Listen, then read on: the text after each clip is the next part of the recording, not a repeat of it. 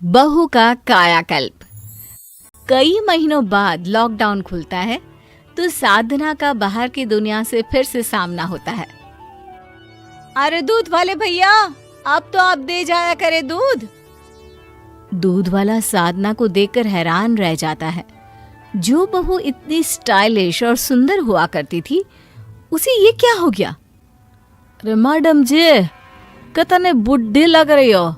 पहले तो मुझे लगा कि मैं किसी गलत घर में तो नहीं आ गया। अरे ठीक है, अपना काम करो, बड़े आए। साधना बड़बड़ाती अंदर आती है कि सास कहती है, अरे बहू कहाँ गई थी, और ये हाथ में क्या है? दूध है माँ। अब दूध वाले भैया आने लगे हैं दूध देने। लॉकडाउन खुल गया है ना। अच्छा, पहले तो मुझे लगा 10 नंबर वाली रीचा है ना, उसकी दादी आ गई। फिर ध्यान से देखा तो तुम अरे काफी बड़ी लग रही हो। सामने के बाल तो देखो कितने सफेद हो गए। आप भी? ठीक है, मान लिया। ले आऊंगी बाजार से 100 रुपए वाला रंग और लगा लूंगी किसी दिन घोलकर। क्या करूं, वक्त मिलता ही नहीं मुझे। अरे बाजार में इतने सारे पार्लर खुले हैं, वहां क्यों नहीं चली जाती? क्या करूंगी पार्लर जाकर माँ, जब घर में खुद से ही रंग हो जाता है। बस कटवा लूंगी कोई हल्की सी डिजाइन में। क्या कहा साधना, बाल कटवाना है? चलो चलो मेरे साथ, मैं पार्लर जा रहा हूँ, तुम भी साथ चलो। अरे नहीं, आज तो मटर पनीर बना रही हूँ।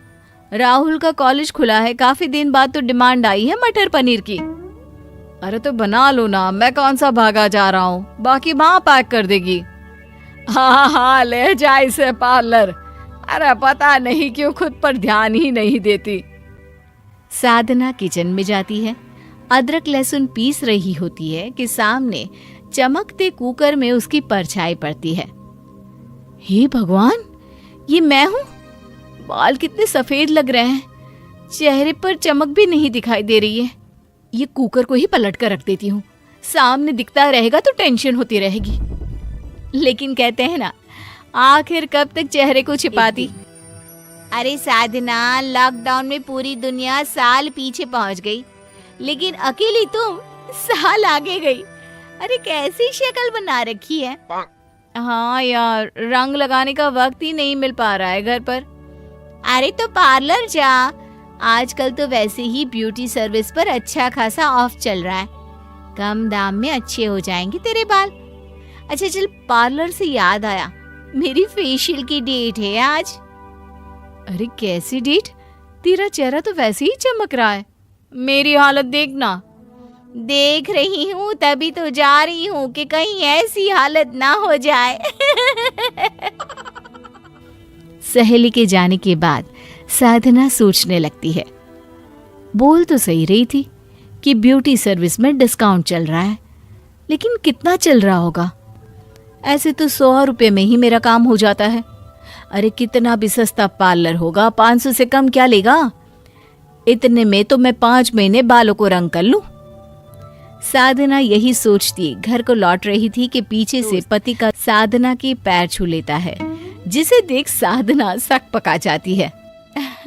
अरे ओमकार भैया, ये क्या? ओह भाभी, आप? दरअसल साड़ी देखकर लगा आंटी जा रही है। बाल भी सफेद और साड़ी भी। वो साड़ी माँ जी की है, मैंने आज पहन ली, कोई बात नहीं है। अरे पर भाभी, आप राकेश की माँ जैसी ही लग रही है। बुरा मत मानिएगा, ये क्या हालत बना रखी है। साधना को समझ में आ जाता है कि अब तो वक्त आ ही गया है कि उसे खुद पर ध्यान देना ही होगा। वो घर आती है। उस दिन तो तुम्हारे कारण मैं भी पार्लर नहीं जा पाया, लेकिन आज जा रहा हूँ। चलना है तो बोलो साथ।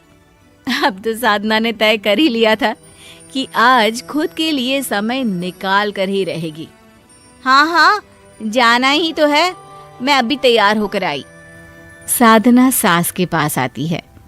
अरे क्या हुआ साधना, कोई कंफ्यूजन है क्या? हाँ माँ जी, आपको कैसे पता? क्योंकि ये तेरा मुंह है ना, तभी ऐसा बनता है। अब बता क्या माजरा है? बहू सास को सब की बात बता देती है जो उसके साथ घटना घटी। ओ, तो तू इन सब के बोलने पर पार्लर जाने वाली है? हाँ माँ जी, लेकिन पैसे? मुझे लग रहा है कि कहीं मैं फालतू में पैसे तो नहीं लुटा रही।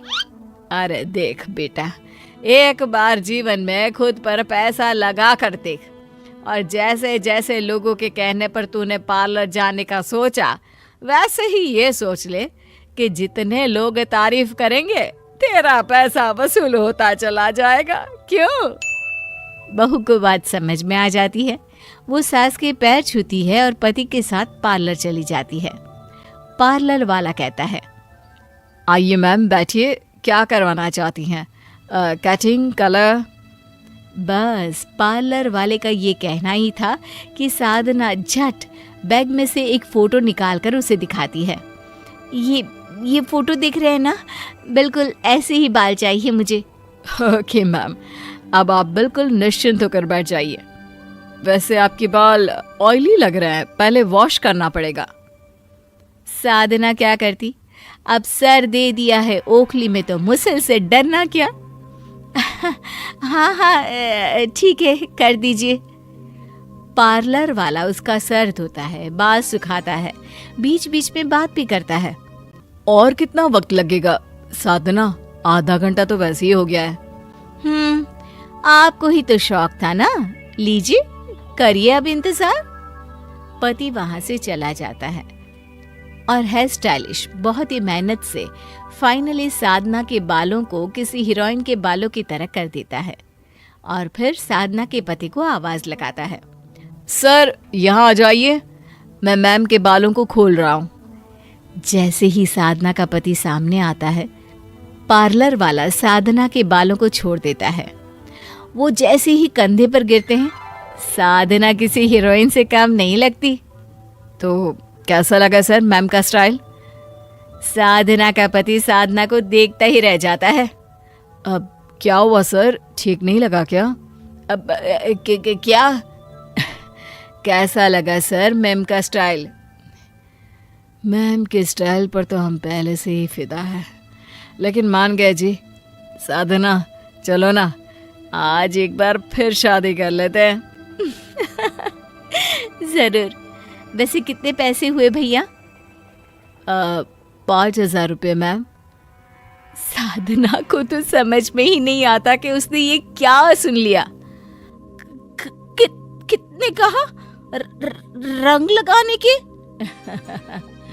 ये हेयर कलर है मैम विथ स्मूथनिंग, 5,000 हुए हैं।